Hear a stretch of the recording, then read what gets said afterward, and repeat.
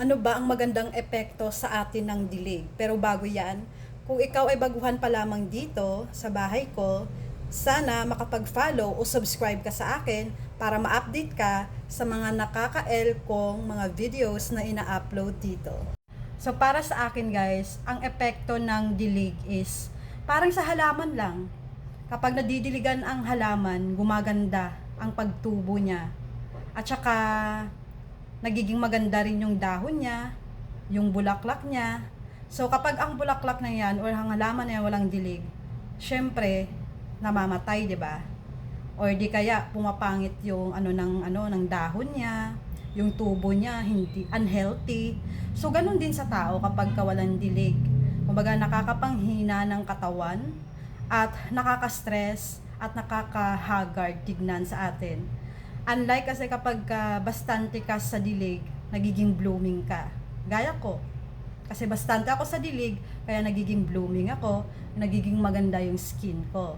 So yan yung ang sekreto diyan. At ang ikinaganda pa diyan is nakakabata siya. Oo. So, ewan ko lang sa iba kung anong epekto ng dilig sa kanila. Basta sa akin ganun siya. Sasagutin ko din ang tanong sa akin kasi maraming nagko-comment. Ang sabi nila kung ano ba daw ang pakiramdam kapag chinurba sa lolobots. Para sa akin, sa una medyo nakakaaray siya. Pero sa katagalan kapag nasanay ka na, napapalitan ang aray na yun ng wow. Charis. So, sa totoo lang, hindi ko pa na-try. Hindi ko pa na-try yung machurba dyan. Kasi may tiwala naman ako sa sa melat. And hindi ko kailangan magpa-church ba dyan na part. Alam nyo ba na kapag ka ang isang violet gustong church bahin ka sa lolobots mo, ibig sabihin wala siyang respeto sa'yo. Ang mga ganyang bagay is para lang yan sa mga nagmamahalan na parehas ng lalaki at lalaki, ganon. So, yun yung way nila para lumigaya sila. Pero kung ikaw naman ay babae at ang partner mo naman ay lalaki, bakit mo kailangan gawin? Bakit kailangan magpa-church ba sa part na yan, di ba?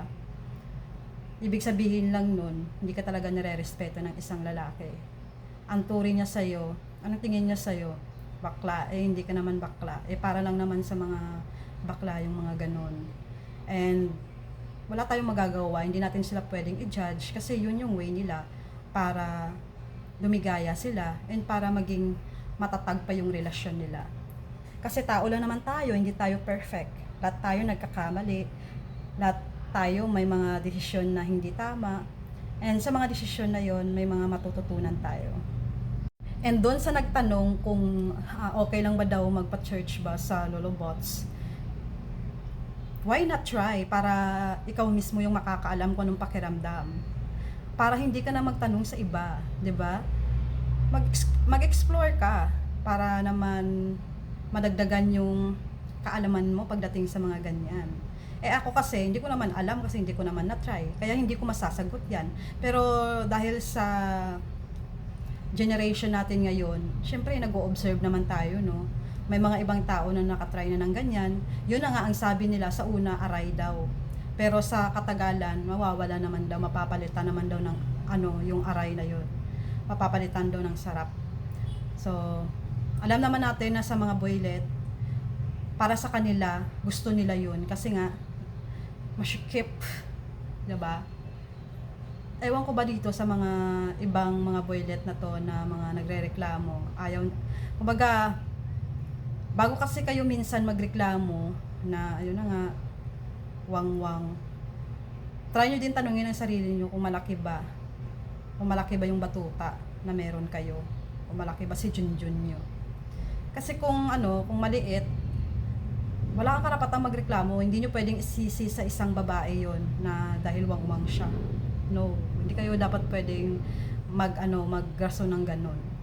Kasi baka sa inyo rin ang problema. So, yun lang yung topic natin for today, guys. Sana na-follow nyo ako para updated kayo sa mga iba ko pang video na nakaka-L. Thank you for watching.